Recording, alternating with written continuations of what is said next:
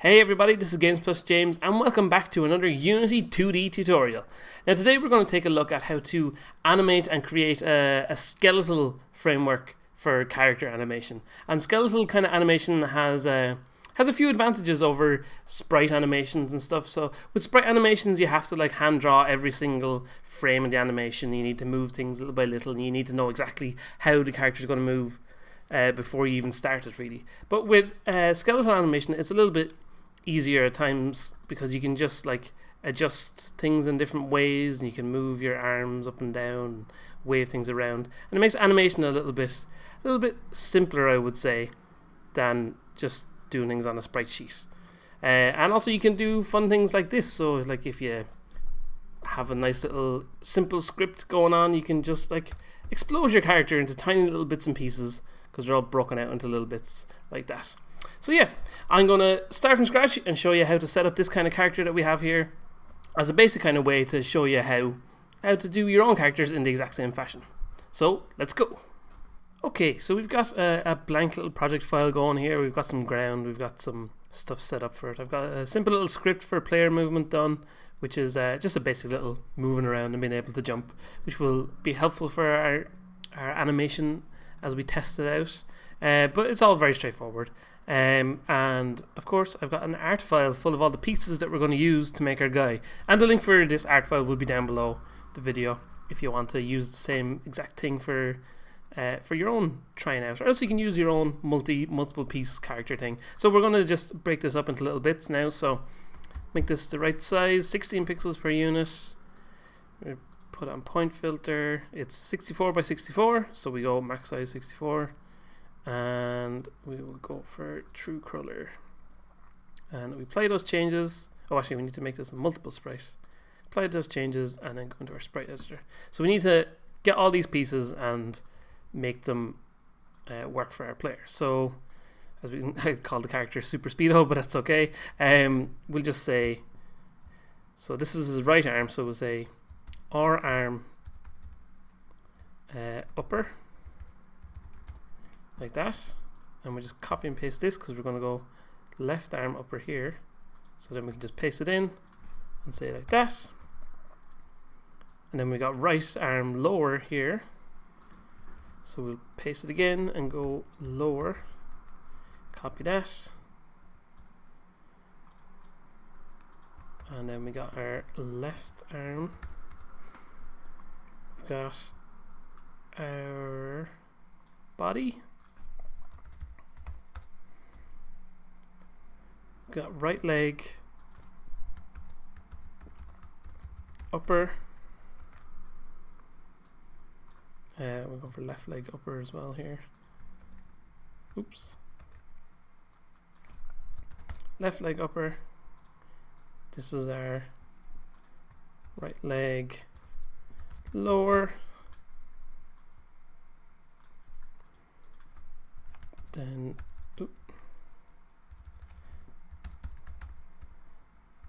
left leg lower, and then finally down here we've got right foot and left foot. Perfect. Oh, and of course we need to make his head, so his head is head. Okay, so now we've got lots of different pieces all breaking up. We could, if you want, rather than doing it manually, you could of course go to a slice up here and do automatic, and it would likely split everything up nicely for you, but sometimes it's better to just go in and do it by hand so you know exactly where everything is properly. So we apply those changes. We're not going to do the other head because we're not using that, and we pop back in here. So now we've got a whole variety of pieces here that we're going to use in our situation here. So what we're going to do is we're just going to drag each piece one by one into the hierarchy here, or we could drag it roughly into position like this. So left arm lower. We won't overlap things just yet, so it's easy to see where everything is. So we've got left leg lower, and left foot. Okay, well I'm apparently overlapping things by accident there, but that's okay. Right arm, bits up here, right foot, right leg, and then right leg upper. Perfect. So now we've got all our pieces here in position.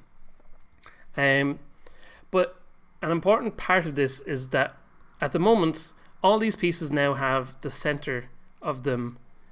They'll rotate around their center. So, for example, the upper part of our right leg here, if we go to rotate and we rotate it, it rotates around the middle of the object, and that's fine, but obviously legs and parts of your body don't work like that. So you need to go from where it would attach to the body. So if we move this over here, we attach that to the body like that, we know that like if this leg is going to move, we need the center of it to be up here where it connects to the body.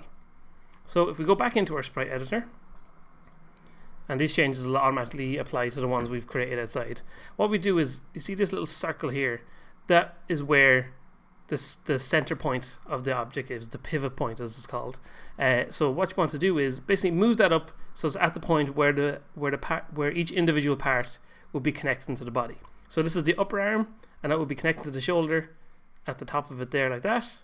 The lower arm will be connecting to the upper arm at the top like that. So we do the same for these guys here. Bam, like that. And then the legs, again, the top of them will be connecting up there. The lower leg will be connecting to the upper leg, and the foot, rather than just being up near the top like that, it would be kind of off to the side up there, say, roughly speaking. And the same with all these other bits then. This bit of leg. Okay, that's all those bits. And then the head, of course, just drag it up. The head would be connected by the neck, so it will be down around there. So we apply these changes, go back in here. And now, if we grab this bit of thing again, you can see the point has moved up here now. So now if we go to here and put it like that, we can rotate it around and it moves just like a leg should, except for when you go around crazy circles like that, but that's okay. So then what we need to do is we'll roughly move everything into a kind of sensible position. So we'll just move the body up a little bit so it's connected to the head. We'll start with our arms. So this arm will join on there, and we'll just rotate it a little bit so it's like kind of like that. Then this arm will join on here, and again we'll rotate it just a little bit, just so it kind of roughly looks like a human person is basically what we want to get going here. So that will go there. We'll rotate that back, put him there, rotate it forward a little bit. We go for our legs then. Upper leg for this guy, put that here, then rotate it forward. Left leg, put that there, and we'll just rotate it back ever so slightly. And left foot, there we go, just like that. So it's kind of, we keep the foot flat so it's on the ground. And then we go for the right leg. His upper leg is a bit more straight, so then because his upper leg is a bit more straight, to counteract that we need to make the back leg bend just a little bit more. And the thing is, you want to kind of get this like as roughly right as possible. So it's kind of about fine-tuning it and seeing where you get like that. Okay, so now we've got our guy kind of roughly set up as a human being of some kind. But as you can see, it's got some weird overlapping stuff. We've got his hand hiding behind the top of his leg. This arm is in front of the body. That's not really what we want to be happening either. So we need to sort out the sorting layers of each individual object. So what we're going to do is, if we go to the body one, for example here, we've got our sorting layer, and if we hit default, we've only got our default layer. So we're going to add a new sorting layer, because if we have different objects and enemies around the place, we don't want them being able to go between, say, the body of the player and his arm or his head or something like that. So we're going to say player for a new layer, and then we're going to highlight all the pieces we have, and we're going to set them on the player layer. And using body as our center point, we're going to rearrange every object so that it makes sense within the structure of the player, basically. So what we're going to say, body, if our body is our 0 point, then our head needs to be above our body. And even though it's appearing above our body now, you can't always rely on that. It might change when the character moves. So we want to explicitly make sure the head is always on top of the body. So we're going to say the order here for the head is definitely above the body. then our right arm, starting with the shoulder here, our right arm upper, that needs to be above the body too, but that also needs to be above the head, because if we rotate this around here, if that's below the head but above the body, then what we get is something like this happening, and that's not very good at all.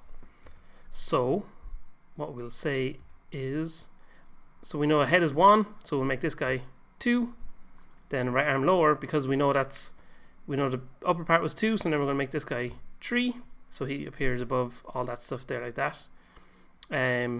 Actually, I'm going about this the wrong way, because now that I think about it, our right arm needs to be above our legs, so we're going to have to readjust these numbers in a second. Okay, so we're going to actually move down to the legs. So on our legs here, our left leg is behind our right leg, so let's do our left leg first then.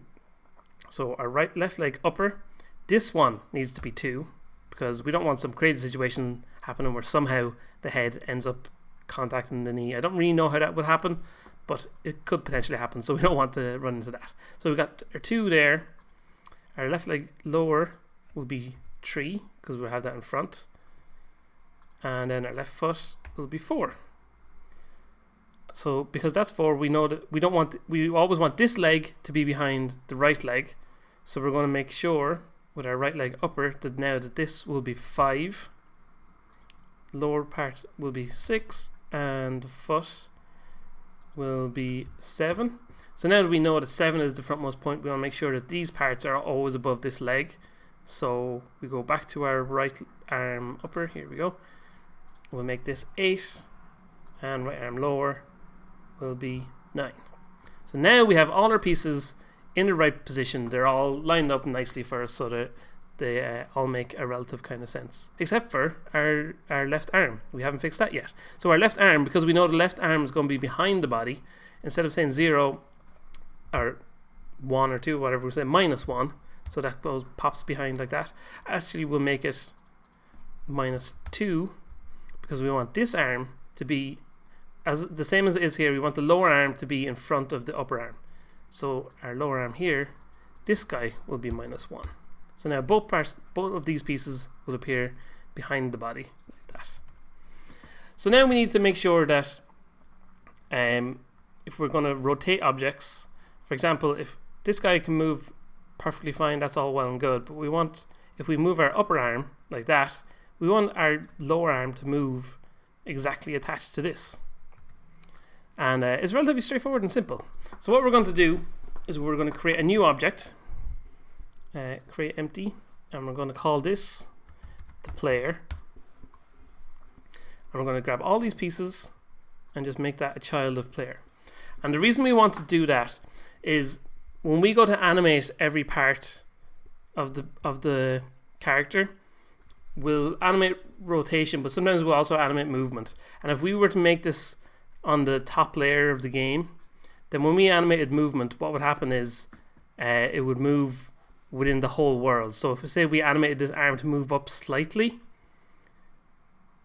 then our animation would play always. It'll only move up slightly in this position right here. But if the rest of the player was gone off over here, suddenly we'd have his arm disappearing from over there, and it would appear back here and move up slightly, and then maybe it might reappear back over here, which obviously isn't what we want. So we want to make sure all these pieces that we're using are a sub object of the player.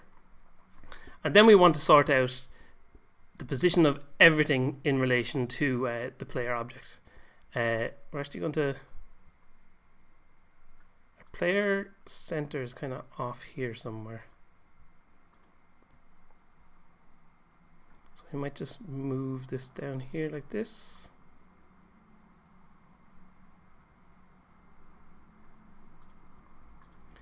It doesn't have to be exact, but we'll sort it out as we go forward. So what we want to do is make sure that every piece makes sense with every other previous piece.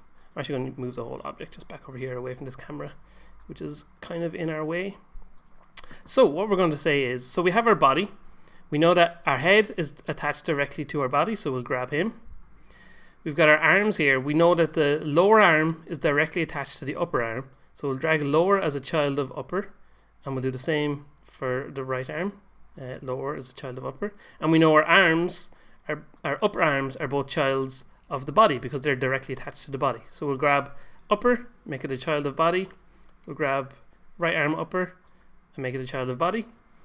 And then with our legs, we're going to do basically the same thing. So we know our foot is attached to our lower leg, so we'll make it a child of that. And we know our lower leg is attached to our upper leg, so we make it a child of that. And then again, we drag the whole leg as a child of body. And now our right foot, again, child of lower, a child of upper, and upper, a child of body.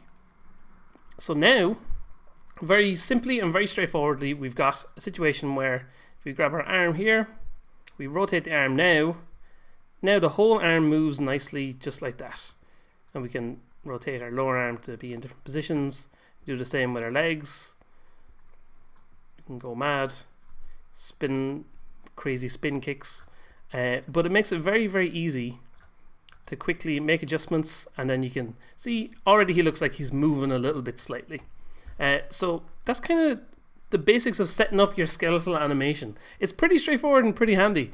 And the benefit of this is then you have all the individual pieces of the character, so you can move them around and you can make adjustments on the fly, rather than the problem with pixel art sprite sheet animation being that if you want to make an adjustment to the animation, you have to go back out and go to whatever art program you use and redraw the whole thing. So it's handy in that way. And of course, if we play this now, there'll be nothing going on. So what we're going to do is just give a little bit of rigid bodies and stuff to the objects. So what we want to do is on our player here, we're going to, rather than making individual pieces have elements, we're going to go to our player. We're going to add a component here, a rigid body 2D. That stuff's all fine. And we're also going to add a box collider 2D. And we'll make this roughly the size of the player. And we'll just move it up. What we want to do most importantly is just line up the bottom of the feet with the box, just roughly speaking, so we know we have like a level plane for our feet, for where our feet should be. And the reason we want to do this on the player here like this is so that when we have our character moving, I'm actually going to give the player script that I created to this guy now. Player, give him some speed and some jump speed. When we play this, what we want is an overall box for the whole character. So now if we move along like that, he falls over a little bit, and that's okay. We need to freeze his rotation, would probably be helpful. But what we want to do, we want the player to be able to move around like that. And if we have our rigid body attached to individual objects, it can cause problems in that way. But I did show exploding limbs and stuff like that, so that's an interesting way to do stuff as well. So how you can handle that is if you go highlight all these pieces, what we're going to do is add a box collider to all of them like that, and add a rigid body 2D to all of them as well. And we're going to set these guys to is kinematic, and we're going to set the gravity scale on them to 0, so they won't be affected by any gravity happening by themselves. And we won't freeze their rotation because that doesn't matter too much. So now, actually, on our player here, I'm going to add the explosion script that I created. It's a relatively straightforward script. We'll go into that maybe in a later episode. But what I want to do is drag all. No, actually, on our player, I need to freeze this so that we can see our explode. Grab all these pieces and drag them into there, and we'll set explosion force at 20. So basically all this does is it looks at the rigid bodies of all these pieces, and it turns off the is kinematic and turns on some gravity, and then they'll do stuff. So by having lots of rigid bodies like that, when the first okay, that's not supposed to happen. If we come back to our player, we need to freeze his rotation like that. I wasn't expecting that to happen. We'll play again here now, and you can see he's kind of being pushed around all over the place. And the reason that's happening is because all these pieces are trying to, now that they all have rigid bodies, now that they all have box colliders, they're trying to push off each other.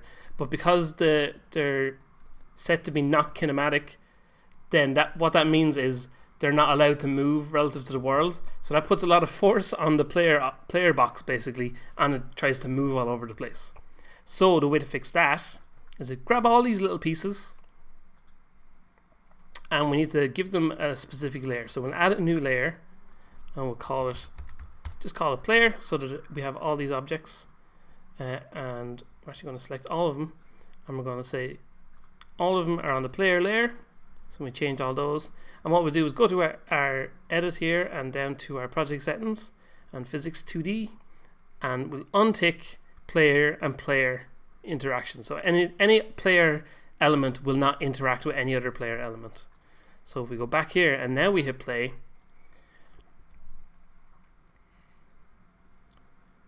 what we have is just the character. He stays in position. He's not fighting with himself, basically. And then if we just press our button to explode, all the pieces now that all the pieces have their own little rigid body and they can move around, they're trying to just go around like that. So there you go. That's how you can like explode them out into little, or not explode them out. That's how you can have like separate physics on each element of the body and make sure that they're not interacting and cancelling each other out. So that's going to be it for this little video. We've set up our skeletal framework for our player now, and what we're going to do next time is we're going to start animating them so we can see how to animate the character doing a basic walk and just a basic jump and stuff like that. So thanks for watching, and I'll be back soon with more 2D skeletal animation goodness. See you soon. Thanks for checking out this episode, and if you want even more Games Plus James goodness, make sure you hit those subscribe and like buttons. You can also find me on Twitter and Facebook by following the links on screen, where you can find out all the latest news about the channel. And if you want to help support the show, check out the Patreon page, where you can get exclusive content in return for helping make the channel even better. Thanks for watching, and stay tuned for more.